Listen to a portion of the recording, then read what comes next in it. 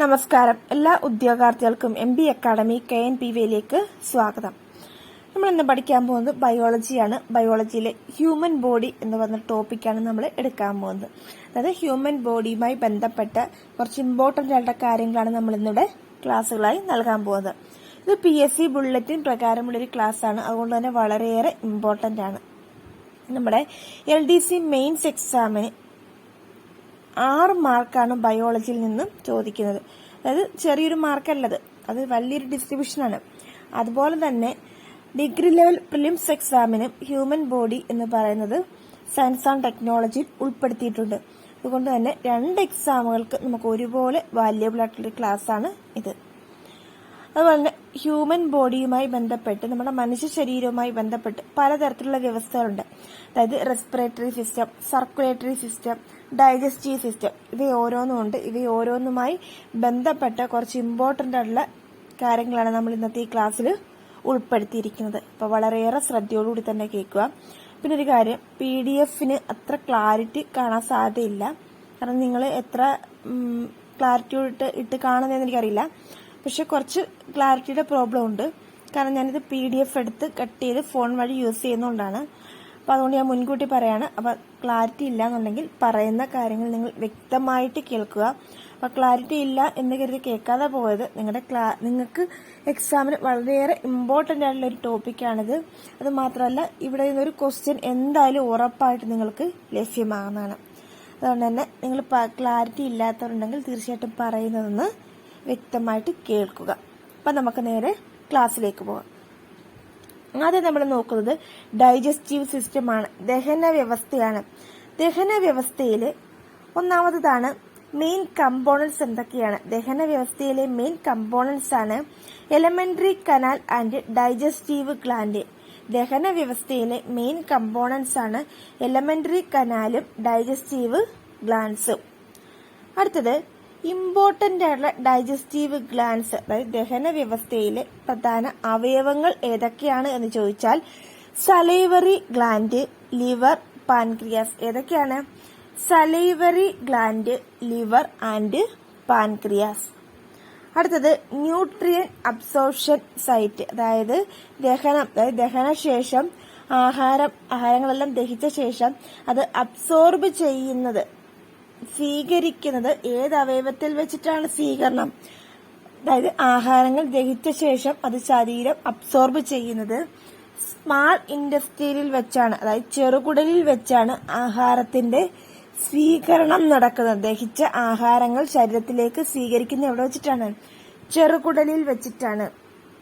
ഇതുപോലെ തന്നെ അടുത്ത ക്വസ്റ്റ്യനാണ്, oxygen carrier in A blood. നമ്മുടെ രക്തത്തിലെ ഓക്സിജനെ വഹിക്കുന്നത് ആരാണ്? ഹീമോഗ്ലോബിൻ. രക്തത്തിൽ ഓക്സിജനെ വഹിക്കുന്നത് ആരാണ്? ഹീമോഗ്ലോബിൻ ആണ്. അടുത്തത് gland act both endocrine and exocrine. അതായത് നമ്മുടെ ശരീരത്തിൽ എൻഡോക്രൈൻ ഗ്ലാൻഡുകളും ഉണ്ട്, എക്സോക്രൈൻ ഗ്ലാൻഡുകളും ഉണ്ട്. അതായത് ഡക്റ്റ് ഉള്ളത് കൊണ്ട് ഡക്റ്റ് ഇല്ലാത്തത്, അതായത് കുഴലുകൾ ഉള്ളതുമുണ്ട്, കുഴലുകൾ ഇല്ലാത്തതുമുണ്ട്. അതാണ് എൻഡോക്രൈൻ ഗ്ലാൻഡും എക്സോക്രൈൻ ഗ്ലാൻഡും. നമ്മൾ അതിന്റെ ഒരു ക്ലാസ് എടുത്തു തരുന്നുണ്ട്. ജസ്റ്റ് പറയാം, നമ്മൾ പറഞ്ഞു ശരീരത്തിൽ എൻഡോക്രൈൻ ഗ്ലാൻഡും ഉണ്ട്, എക്സോക്രൈൻ ഗ്ലാൻഡും ഉണ്ട്. അപ്പം എൻഡോക്രൈൻ ഗ്ലാൻഡായിട്ടും എക്സോക്രൈൻ ഗ്ലാൻഡായിട്ടും ആക്ട് ചെയ്യുന്നത് ആരാണ്? പാൻക്രിയാസ് ആണ്.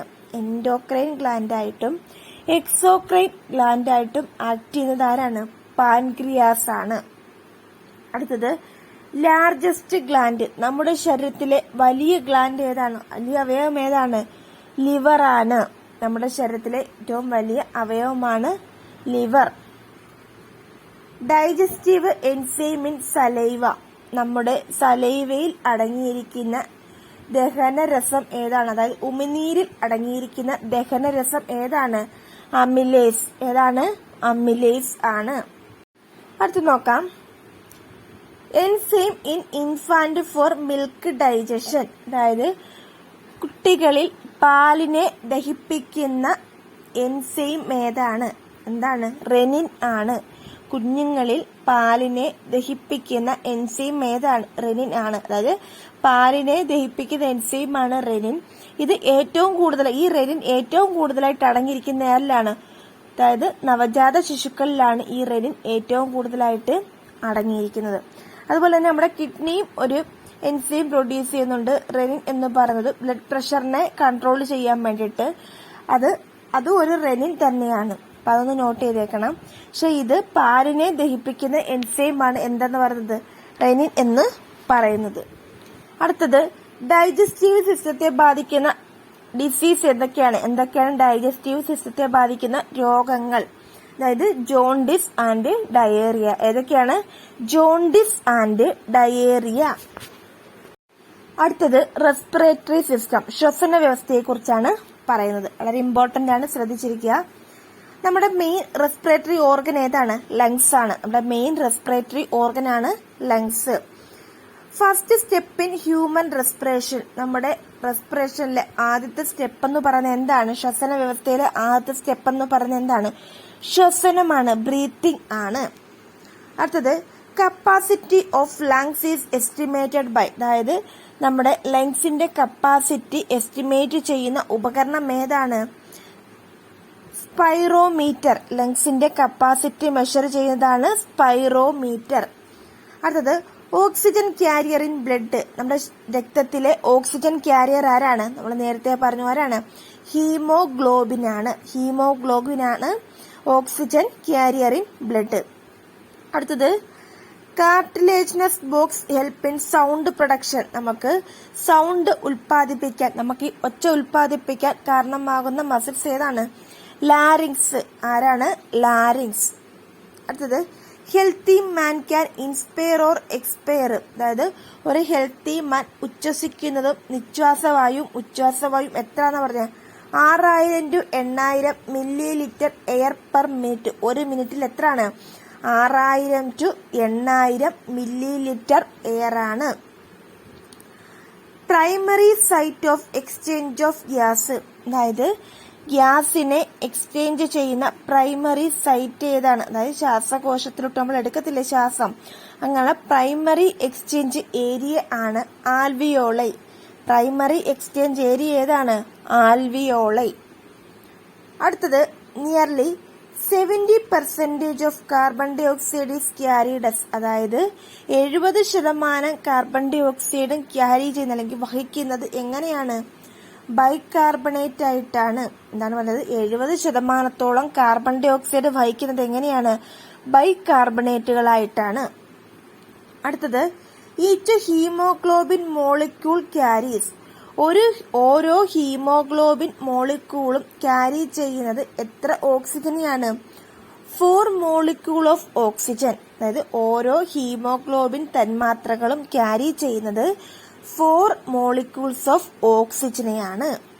അടുത്തത് റെസ്പിറേറ്ററി ഡിസോർഡേഴ്സ്, ശ്വസന വ്യവസ്ഥയുമായി ബന്ധപ്പെട്ട അസുഖങ്ങൾ എന്തൊക്കെയാണ്? Asthma, emphysema. ഏതൊക്കെയാണ്? Asthma, emphysema. ഇനി അടുത്തത് സർക്കുലേറ്ററി സിസ്റ്റത്തെ കുറിച്ചാണ് പറയുന്നത്. എന്തൊക്കെയാണ് സർക്കുലേറ്ററി സിസ്റ്റവുമായി ബന്ധപ്പെട്ട കാര്യങ്ങൾ നമുക്ക് നോക്കാം. സർക്കുലേറ്ററി ഫ്ലൂയിഡ്സ് ഏതൊക്കെയാണ്? ബ്ലഡ് ആൻഡ് ലിംഫ് ആണ്. അതായത് സർക്കുലേറ്ററി ഫ്ലൂയിഡ് ഏതൊക്കെയാണ്? ബ്ലഡും ലിംഫും ആണ്. അത് ഓർത്തോണം. അതുപോലെ തന്നെ ബ്ലഡ് കൺസിസ്റ്റ് ഓഫ്, രക്തത്തിൽ എന്തൊക്കെ കമ്പോണൻസ് ആണുള്ളത്? പ്ലാസ്മ, അതായത് 55% പ്ലാസ്മയും പിന്നെ ബാക്കിയുള്ള എലമെന്റ്സ് 45%. അതായത് രക്തത്തിൽ ഏറ്റവും കൂടുതലുള്ള കമ്പോണൻസ് ഏതാണ്? പ്ലാസ്മയാണ്. അതുപോലെ നമ്മൾ പറഞ്ഞല്ലോ blood consist of plasma and formed elements. Plasma 55%, ബാക്കി 45%മാണ് ഫോംഡ് എലമെന്റ്സ്. ആ ഫോംഡ് എലമെന്റ്സ് ഏതൊക്കെയാണ്?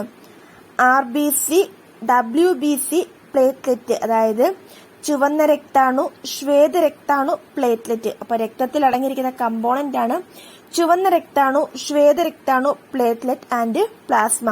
രക്തത്തിൽ ഏറ്റവും കൂടുതൽ അടങ്ങിയിരിക്കുന്നതാണ് പ്ലാസ്മ. അടുത്തതാണ് യൂണിവേഴ്സൽ ഡോണർ ആൻഡ് റെസിപ്പിയന്റ്, അതായത് യൂണിവേഴ്സൽ ഡോണറും റെസിപ്പിയന്റും. നമ്മുടെ രക്തഗ്രൂപ്പുകളിൽ ഏറ്റവും കൂടുതൽ ദാനം ചെയ്യുന്ന ഡോണർ ഏതാണ്? O ഗ്രൂപ്പ് ആണ്. അതായത് O നെഗറ്റീവ് ആണെന്നാണ് പറയുന്നത്. PSCയുടെ ആൻസർ ഒക്കെ നോക്കുമ്പോൾ പലതവണയും O പോസിറ്റീവ് ആണ്, പക്ഷെ യഥാർത്ഥത്തിൽ O നെഗറ്റീവ് ആണ് യൂണിവേഴ്സൽ ഡോണറായിട്ട് കണക്കാക്കുന്നത്. അതുപോലെ തന്നെ യൂണിവേഴ്സൽ റെസിപ്പിയന്റ് ആരാണ്? AB ഗ്രൂപ്പാണ്. യൂണിവേഴ്സൽ റെസിപ്പിയന്റ് ആണ് AB ഗ്രൂപ്പ്. അടുത്തത് involve in clotting of blood, അതായത് രക്തം കട്ട പിടിക്കാൻ സഹായിക്കുന്നത് ആരാണ്? പ്ലേറ്റ്ലെറ്റുകളാണ്. രക്തം കട്ട പിടിക്കാൻ സഹായിക്കുന്നത് ആരാണ്? പ്ലേറ്റ്ലെറ്റുകളാണ്. അടുത്തത് പ്രൊട്ടക്റ്റീവ് കവറിംഗ് ഓഫ് ഹെർട്ട്, അതായത് ഹൃദയത്തെ സംരക്ഷിക്കുന്ന കവറിംഗ് ഏതാണ്? പെരികാർഡിയം. ഹൃദയത്തെ സംരക്ഷിക്കുന്ന ഭിത്തി ഏതാണ്? പെരികാർഡിയം. അടുത്തത് natural pacemaker of heart, അതായത് നാച്ചുറൽ പേസ് മേക്കർ എന്നറിയപ്പെടുന്ന ഏതാണ്? ഹൃദയത്തിന്റെ നാച്ചുറൽ പേസ് മേക്കർ എന്നറിയപ്പെടുന്നതാണ് സൈനോ ഏട്രിയൽ നോഡ്. ഏതാണ്? Sino atrial node. അതായത് ഹൃദയത്തിന് തകരാറുകൾ എന്തൊക്കെയും സംഭവിക്കുകയാണെങ്കിൽ തീർച്ചയായിട്ടും പേസ് മേക്കർ വെച്ചുപിടിപ്പിക്കാറുണ്ട്. അതായത് electric pulses measure electrically pulses ഒക്കെ എടുക്കുന്നതാണ് പേസ് മേക്കർ. അപ്പൊ നാച്ചുറൽ പേസ് മേക്കർ എന്നറിയപ്പെടുന്നതാണ് SA നോഡ് അല്ലെങ്കിൽ സൈനോ ഏട്രിയൽ നോഡ് എന്ന് അറിയപ്പെടും. അടുത്തത് graphical representation of electrical activity of heart, അതായത് ഹെർട്ടിന്റെ ഗ്രാഫിക്കൽ റെപ്രസെന്റേഷൻ നമ്മൾ എടുക്കുന്ന ഏത് ഗ്രാഫിലൂടെയാണ്? അതായത് ഹൃദയത്തിന്റെ പ്രവർത്തനങ്ങൾ, ഹൃദയം തകരാറിലാവുമ്പോൾ ഇപ്പൊ ഹാർട്ട് അറ്റാക്ക് ഒക്കെ വരുന്നവരുടെ ഹൃദയത്തിന്റെ ആ ഒരു പ്രവർത്തനങ്ങൾ നമ്മൾ മെഷർ ചെയ്യുന്ന ഏതിലൂടെയാണ്? ECGയിലൂടെയാണ്. അതാണ് പറയുന്നത് graphical representation of electrical activity of heart. ഇതാണ് ECG. ECG ഫുൾ ഫോം എന്താണ്? Electrocardiograph. Electrocardiograph. അടുത്തത് the fluid released out from blood flow. ഏതൊക്കെയാണ്? ലിംബ് അല്ലെങ്കിൽ ടിഷ്യൂ ഫ്ലൂയിഡ് ആണ്. നമ്മൾ നേരത്തെ പറഞ്ഞു നമ്മുടെ സർക്കുലേറ്ററി ഫ്ലൂയിഡ് ഏതൊക്കെയാണ്? ബ്ലഡും ലിംഫും ആണെന്ന് പറഞ്ഞിരുന്നു. അടുത്തത് disorders of circulatory system. Circulatory സിസ്റ്റത്തിനെ ബാധിക്കുന്ന അവസ്ഥകൾ അല്ലെങ്കിൽ രോഗങ്ങൾ ഏതൊക്കെയാണ്? High blood pressure, heart failure. ഏതൊക്കെയാണ്? High blood pressure, heart failure. ഇതൊക്കെയാണ് എന്തിനെ ബാധിക്കുന്നത്? സർക്കുലേറ്ററി സിസ്റ്റത്തെ ബാധിക്കുന്ന രോഗങ്ങൾ. ഒരു രോഗം കൂടെ ഉണ്ട്, അതിറോസ്ക്ലീറോസിസ്. അതായത് ബ്ലഡ് പ്രഷറും ഹാർട്ട് ഫെയിലറും അതിറോസ്ക്ലീറോസിസ്. അതുപോലെ ഹാർട്ടിന്റെ അതായത് ഹൃദയത്തിലോട്ട് വരുന്ന രക്തക്കുഴലുകളിൽ അല്ലെങ്കിൽ ധമനികളിലൊക്കെ കൊഴുപ്പൊക്കെ അടിഞ്ഞുകൂടി രക്തം കട്ട പിടിക്കുന്ന അവസ്ഥ, അല്ലെങ്കിൽ രക്തം പോകാതിരിക്കുന്ന അവസ്ഥ, ഇതെല്ലാം സർക്കുലേറ്ററി സിസ്റ്റത്തെ ബാധിക്കുന്ന രോഗങ്ങളാണ്. അടുത്തത് എക്സ്ക്രീറ്ററി സിസ്റ്റം, അതായത് വിസർജന വ്യവസ്ഥ. വിസർജന വ്യവസ്ഥയിൽ അടങ്ങിയിരിക്കുന്ന മെയിൻ കമ്പോണൻസ് ആണ് kidney, ureter, urinary bladder, urethra. ഏതൊക്കെയാണ്? Kidney, ureter, urinary bladder, urethra. ചില ഭാഗങ്ങളൊന്ന് കട്ടായി പോയിട്ടുണ്ട്, അപ്പൊ നിങ്ങൾ പറയാൻ ശ്രദ്ധിക്കുക. റെസ്പിറേറ്ററി എക്സ്ക്രീറ്ററി സിസ്റ്റം അല്ലെങ്കിൽ വിസർജന വ്യവസ്ഥയെ ഉള്ള കമ്പോണൻസ് ഏതൊക്കെയാണ്? Kidneys, ureter, urinary bladder, യുറേത്ര. അടുത്തത് മേജർ എക്സ്ക്രീറ്ററി സബ്സ്റ്റൻസ് ഏതാണ്? അതായത് നമ്മുടെ ശരീരത്തിലെ മേജർ ആയിട്ടുള്ള എക്സ്ക്രീറ്ററി സബ്സ്റ്റൻസ് ഏതൊക്കെയാണ്? യൂറിയയും ക്രിയാറ്റിനും. ഏതൊക്കെയാണ്? Urea and creatinine. ഏതൊക്കെയാണ്? യൂറിയയും ക്രിയാറ്റിനുമാണ്. അടുത്തത് urine excreted by adult human. ഒരു മനുഷ്യൻ ഒരു ദിവസം പുറത്തുവിടുന്ന യൂറിൻ എക്സ്ക്രീഷൻ എത്രയാണ്? 1 to 1.5 ലിറ്റർ പെർ ഡേ. അതായത് 1 ലിറ്റർ മുതൽ 1.5 ലിറ്റർ വരെയാണ് യൂറിൻ പ്രൊഡ്യൂസ് ചെയ്യുന്നത്. അതുപോലെ തന്നെ the pH of human urine. Human യൂറിന്റെ pH വാല്യൂ എത്രയാണ്? 6 ഹ്യൂമൻ യൂറിന്റെ pH വാല്യൂ. ഇത് സ്ലൈറ്റ്ലി അസിഡിക് ആണ്. നമുക്കറിയാം pH സ്കെയിൽ 7 വന്നാൽ ന്യൂട്രലാണ്, 7ൽ താഴെ വന്നാൽ ആസിഡിക്കും, 7ൽ കൂടുതൽ വന്നാൽ ബേസിക്കുമാണ്. അപ്പൊ ഇത് 7ൽ താഴെയല്ലേ വന്നേക്കുന്നത്, അപ്പൊ ഇതെന്താണ്? ഒരു ആസിഡിക് നേച്ചറാണ് ഉള്ളത്. അതുപോലെ തന്നെ ഫങ്ഷണൽ യൂണിറ്റ് എന്ന് പറയുന്നത്, അതായത് വിസർജന വ്യവസ്ഥയിലെ മെയിൻ ഫങ്ഷണൽ യൂണിറ്റ് ഏതാണ്? നെഫ്രോൺസ് ആണ്. എന്താണ്? നെഫ്രോൺസ് ആണ്. അടുത്തത് ലൊക്കോമോട്ടറി സിസ്റ്റം. നമുക്ക് നോക്കാം ലൊക്കോമോട്ടറി സിസ്റ്റവുമായി ബന്ധപ്പെട്ട നമ്മുടെ ശരീരത്തിലെ കാര്യങ്ങൾ. Percentage of body weight by muscles, അതായത് നമ്മുടെ ബോഡി വെയിറ്റ് എത്ര പെർസെൻറ്റേജ് ആണ് മസിൽസ് അടങ്ങിയിരിക്കുന്നത്? എത്ര പെർസെൻറ്റേജ് ആണ്? 40 to 50%. എത്ര ശതമാനമാണ്? 40 to 50% ആണ് ബോഡി വെയിറ്റിന്റെ പെർസെൻറ്റേജിൽ മസിൽസ് അടങ്ങിയിരിക്കുന്നത്. ഇനി അടുത്തത് ടൈപ്പ് ഓഫ് മസിൽസ്. എത്ര തരത്തിലുള്ള മസിൽസ് നമുക്കുണ്ട്? അതായത് സ്കെലിറ്റൽ മസിൽസ് ഉണ്ട്, വിസറൽ മസിൽസ് ഉണ്ട്, കാർഡിയാക് മസിൽസ് ഉണ്ട്. Skeletal muscles, visceral muscles and cardiac muscles. Important protein of muscles. അതായത് മസിൽസിന്റെ ആവശ്യമായ പ്രധാനപ്പെട്ട പ്രോട്ടീൻ ഏതാണെന്ന് ചോദിച്ചാൽ ആക്റ്റിൻ, മയോസിൻ, മയോഗ്ലോബിൻ. ഏതൊക്കെയാണ് മസിൽസിന് ആവശ്യമായിട്ടുള്ള ഇമ്പോർട്ടന്റ് പ്രോട്ടീന്? ആക്റ്റിൻ, മയോസിൻ, മയോഗ്ലോബിൻ ഇമ്പോർട്ടന്റ് ആണ്. മസിൽസിലെ ഇമ്പോർട്ടന്റ് പ്രോട്ടീൻ ആണ് ഏതൊക്കെ? Actin, myosin, myoglobin. അതുപോലെ തന്നെ muscles contraction best explained by. ഈ മസിൽസിന്റെ കോൺട്രാക്ഷനും ഏറ്റവും നന്നായിട്ട് എക്സ്പ്ലെയിൻ ചെയ്തത് ഏത് തിയറിയിലൂടെയാണ്? സ്ലൈഡിംഗ് ഫിലമെന്റ് തിയറിയിലൂടെയാണ്. മസിൽസിന്റെ കോൺട്രാക്ഷൻ എക്സ്പ്ലെയിൻ ചെയ്ത തിയറിയാണ് സ്ലൈഡിംഗ് ഫിലമെന്റ് തിയറി. അടുത്തത് കമ്പോണൻസ് ഓഫ് സ്കെലിറ്റൽ സിസ്റ്റം. നമ്മുടെ സ്കെലിറ്റൽ സിസ്റ്റത്തിലെ മെയിൻ കമ്പോണൻസ് ഏതൊക്കെയാണ്? Framework of bone and few cartilages. ഏതൊക്കെയാണ്? Framework of bones and few cartilages. ഇനി അടുത്തത് നമ്പർ ഓഫ് ബോൺസ്. നമ്മുടെ ശരീരത്തിൽ എത്ര അസ്ഥികളുണ്ട്? 206. എത്ര ബോൺസ് ആണുള്ളത്? 206 അസ്ഥികളാണ് ഉള്ളത്. അതിൽ ലാർജസ്റ്റ് ബോൺ ഏതാണ്? ഏറ്റവും വലിയ അസ്ഥി ഏതാണ്? ഫീമർ ആണ്. ഫീമർ ആണ് ലാർജസ്റ്റ് അസ്ഥിയാണ്. ഫീമർ ആണ്. അതുപോലെ തന്നെ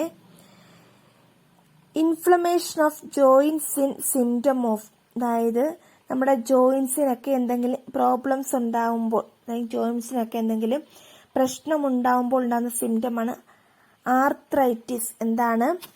ആർത്രൈറ്റിസ്. ജോയിന്റ്സിനൊക്കെ എന്തെങ്കിലും പ്രോബ്ലം ഉണ്ടാകുന്ന ആ ഒരു അവസ്ഥയാണ് ആർത്രൈറ്റിസ്. ഇനി അടുത്തതാണ് നെർവസ് സിസ്റ്റം. നെർവസ് സിസ്റ്റവുമായി ബന്ധപ്പെട്ട കാര്യങ്ങളാണ് നമ്മൾ പറയാൻ പോകുന്നത്.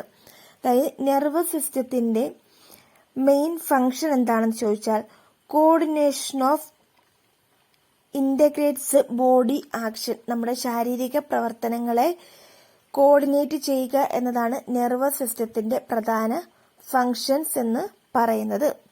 ഇനി ഏതൊക്കെ കമ്പോണൻസ് ആണ് നെർവസ് സിസ്റ്റത്തിനകത്ത് ഉൾപ്പെട്ടിട്ടുള്ളത്? അതായത് ബ്രെയിൻ ആൻഡ് സ്പൈനൽ കോഡ്.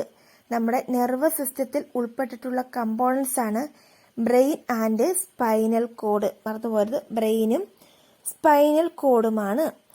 ഇനി അതുപോലെ തന്നെ ഫങ്ഷണൽ യൂണിറ്റ്. ഏതാണ് മെയിൻ ഫങ്ഷണൽ യൂണിറ്റ്? ഏതാണ്? നെർവ് സെൽസ് ആണ് മെയിൻ ഫങ്ഷണൽ യൂണിറ്റ് എന്ന് പറയുന്നത്. മെയിൻ ഫങ്ഷണൽ യൂണിറ്റ് എന്ന് പറയുന്നത് ഏതാണ്? നെർവ് സെൽസ് ആണ്. Daylight and colour vision. അതായത് നമുക്ക് കളർ വിഷന് വേണ്ടിയിട്ട് നമ്മുടെ കണ്ണിലുള്ള അല്ലെങ്കിൽ നെർവസ് സിസ്റ്റത്തിലുള്ള ഒരു സെൽസ് ആണ് റോഡ് സെൽസ്.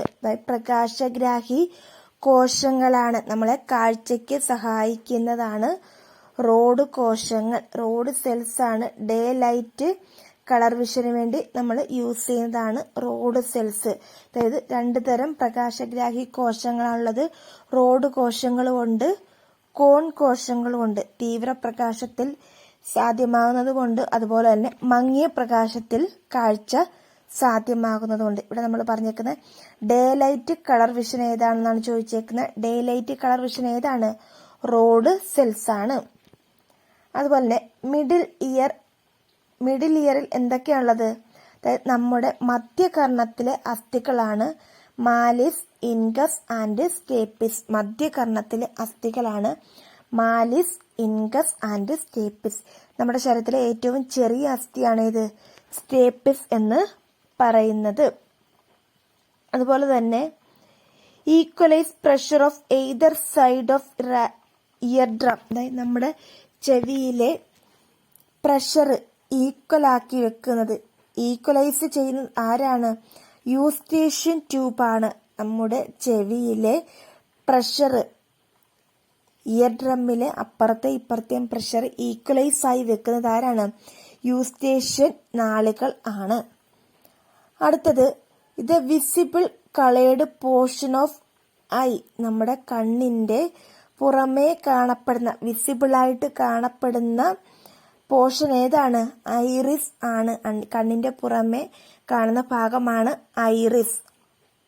അടുത്തത്, കവറിംഗ് ഓഫ് ബ്രെയിൻ, നമ്മുടെ തലച്ചോറിനെ സംരക്ഷിക്കുന്ന പാളിയാണ് മെനിഞ്ചസ്. ഏതാണ്? മെനിഞ്ചസ്. തലച്ചോറിനെ സംരക്ഷിക്കുന്ന പാളിയാണ് മെനിഞ്ചസ്. അടുത്തത്, ions involve in conduction of nerve impulse, അതായത് നമ്മുടെ ശരീരത്തിലെ നെർവ് ഇമ്പൾസിനെയൊക്കെ കൺട്രോൾ ചെയ്യുന്നത്, കണ്ടക്ട് ചെയ്യുന്നത് ഏതൊക്കെ അയോണുകളാണ്?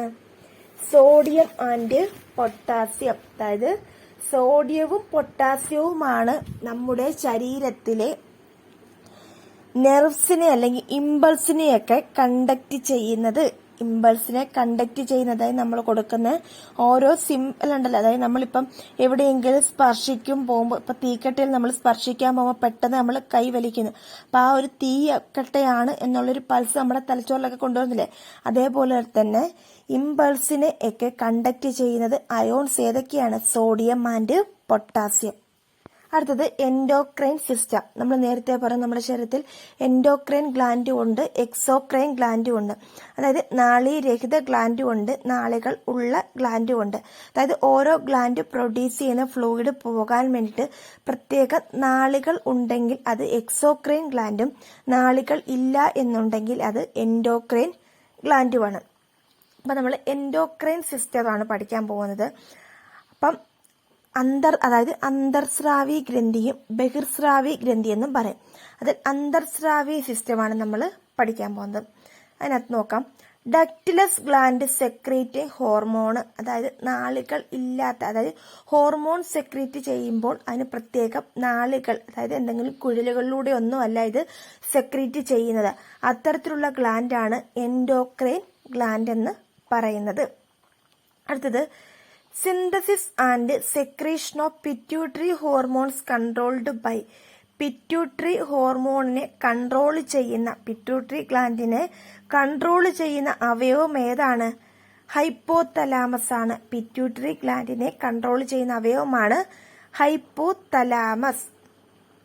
ഇനി അടുത്തത്, hormone reducing loss of water through urine. ഏത് ഹോർമോൺ ആണ്? ADH ആണ്, ആന്റി ഡയൂററ്റിക് ഹോർമോൺ. ഇത്രയും ഓർത്തിരുന്നാൽ മതി. യൂറിൻ പ്രൊഡക്ഷന് വേണ്ടി നമ്മൾ, അതായത് അതിനകത്ത് വാട്ടറിനെ കൺട്രോൾ ചെയ്യാൻ വേണ്ടി യൂസ് ചെയ്യുന്ന ഹോർമോൺ ഏതാണ്? ADH ആണ്, ആന്റി ഡയൂററ്റിക് ഹോർമോൺ ആണ്. അടുത്തത്, ഡെഫിഷ്യൻസി ഓഫ് അയഡിൻ ലീഡ്സ്, അതായത് അയഡിന്റെ അഭാവം മൂലമുണ്ടാകുന്ന രോഗം ഏതാണ്? ഹൈപ്പർ തൈറോയിഡിസം അല്ലെങ്കിൽ ഗോയിറ്റർ. ഏതാണ്? ഹൈപ്പർ തൈറോയിഡിസം അല്ലെങ്കിൽ ഗോയിറ്റർ ആണ് അയഡിന്റെ അഭാവം മൂലമുണ്ടാകുന്ന രോഗം. അടുത്തത്, ഹോർമോൺ കാൾഡ് ഹൈപ്പർ കാൽസിമിക്. എന്താണ്? ഏത് ഹോർമോണാണ് ഹൈപ്പർ കാൽസിമിക് എന്ന് അറിയപ്പെടുന്നത്? കാര്യം ഇത്രയേ ഉള്ളൂ, അതായത് നമ്മുടെ ശരീരത്തിലെ കാൽസ്യത്തിന്റെ അളവ് കുറയുന്ന സമയത്ത് അതിന്റെ അളവ് കൂട്ടാൻ വേണ്ടി നമ്മുടെ ശരീരത്തിൽ ഉപയോഗിക്കുന്ന ഹോർമോണാണ് പാരാതൈറോയിഡ് ഹോർമോൺ. ഏതാണ്? Parathyroid hormone. അതായത് നമ്മൾക്ക് തൈറോയിഡ് ഗ്രന്ഥി ഉൽപ്പാദിപ്പിക്കുന്ന 2 ഹോർമോൺ ഉണ്ട്. അതില് കാൽസിട്ടോണിൻ എന്ന് പറയുന്നൊരു ഹോർമോൺ ഉണ്ട്. ഈ കാൽസിട്ടോണിൻ നമ്മുടെ ശരീരത്തിലെ കാൽസ്യത്തിന്റെ അളവ് കൂടുമ്പോൾ അതിനെ കുറയ്ക്കാൻ വേണ്ടി ഉപയോഗിക്കുന്നതാണ് കാൽസിട്ടോണിൻ. പക്ഷെ നമ്മുടെ ശരീരത്തിലെ കാൽസ്യത്തിന്റെ അളവ് കുറയുന്ന സമയത്ത് അതിനെ കൂട്ടാൻ വേണ്ടി നമ്മൾ യൂസ് ചെയ്യുന്ന ഹോർമോണാണ് പാരാതൈറോയിഡ് ഹോർമോൺ. പാരാതൈറോയിഡ് ഹോർമോൺ ആണ് ശരീരത്തിലെ കാൽസ്യത്തിന്റെ അളവ് ഇൻക്രീസ് ചെയ്യാൻ വേണ്ടി ഉപയോഗിക്കുന്നത്. അതുകൊണ്ടാണ് പറഞ്ഞത് ഹോർമോൺ കാൾഡ് ഹൈപ്പർ കാൽസിമിക് എന്നറിയപ്പെടുന്നതാണ് പാരാതൈറോയിഡ് ഹോർമോൺ. അടുത്തത്, എമർജൻസി ഹോർമോൺ എന്നറിയപ്പെടുന്നത് അതാണ്. Emergency hormones are adrenaline and noradrenaline. എന്താണ്? എമർജൻസി ഹോർമോൺ ഏതാണ്? Adrenaline and noradrenaline. അടുത്തത് ഇൻസുലിൻ സെക്രീറ്റഡ് ബൈ. ഇൻസുലിൻ ഉൽപ്പാദിപ്പിക്കുന്നത് ആരാണ്? പാൻക്രിയാസിൽ ആണ് ഇൻസുലിൻ ആണേലും ഗ്ലൂക്കഗോൺ ആണേലും ഉൽപ്പാദിപ്പിക്കുന്നത്. പാൻക്രിയാസിലെ ബീറ്റ സെല്ലുകളാണ് ഇൻസുലിൻ ഉൽപ്പാദിപ്പിക്കുന്നത്. അപ്പോൾ ഇൻസുലിൻ ഉൽപ്പാദിപ്പിക്കുന്നത് പാൻക്രിയാസിലെ ഏത് സെല്ലുകളാണ്? ബീറ്റ സെല്ലുകളാണ്. അടുത്തത് ഹൈപ്പർ ഗ്ലൈസീമിക് ഹോർമോൺ എന്നറിയപ്പെടുന്നത് ആരാണ്? ഗ്ലൂക്കഗോൺ ആണ്. ഹൈപ്പർ ഗ്ലൈസീമിക് ഹോർമോൺ എന്നറിയപ്പെടുന്നത് ഏതാണ്? ഗ്ലൂക്കഗോൺ ആണ്. അതായത് നമ്മുടെ ശരീരത്തിലെ ഗ്ലൈക്കോജനെ ഗ്ലൂക്കോസ് ആക്കി മാറ്റുന്നതാണ് ഗ്ലൂക്കഗോൺ. നമ്മുടെ ശരീരത്തിലെ ഗ്ലൈക്കോജനെ എന്തായിട്ട് മാറ്റുന്നുണ്ട്? ഗ്ലൂക്കോസ് ആക്കി മാറ്റുന്നതാണ് ഗ്ലൂക്കോൺ. അതുകൊണ്ടാണ് പറയുന്നത് ഹൈപ്പർ ഗ്ലൈസീമിക് ഹോർമോൺ എന്നറിയപ്പെടുന്നത് ആരാണ്? ഗ്ലൂക്കഗോൺ ആണ്. അപ്പൊ ഇൻസുലിൻ എന്താ ചെയ്യുന്നത്? ഇൻസുലിൻ ഗ്ലൂക്കോസിനെ ഗ്ലൈക്കോജനാക്കി മാറ്റുന്നു. അപ്പൊ ഗ്ലൈക്കോജനെ ഗ്ലൂക്കോസ് ആക്കുന്നത് ഗ്ലൂക്കഗോണും ഗ്ലൂക്കോസിനെ ഗ്ലൈക്കോജൻ ആക്കുന്നത് ഇൻസുലിനുമാണ്.